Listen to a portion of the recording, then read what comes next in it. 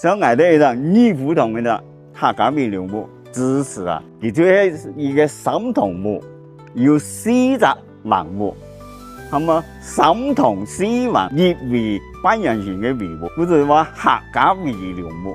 啦，就好下堂嘅有屏風嘅，屏風過後嘅。佢都要設置一個天井，天井嘅作用係亦都通風透光，調節氣溫嘅。天氣呢，佢都注濕雨水，然後呢，佢都要排水嘅作用。要中太嘅節熱嘅時候，你就要普遍啦，要天井板。中太嘅一般都喺中速裏面，幾排嘛太陽發通啊，機氧發通啊，啲客家人都要分前台、後台嘅。在一般嘅情況下，冇嘛是屏風都關的那個。呢度要風把好是春節太陽機子發通嘅時候，也會打開來。非常有比較知名嘅人士，每來到我哋一到中門呢，都會打開來，最高嘅禮節來接待佢哋。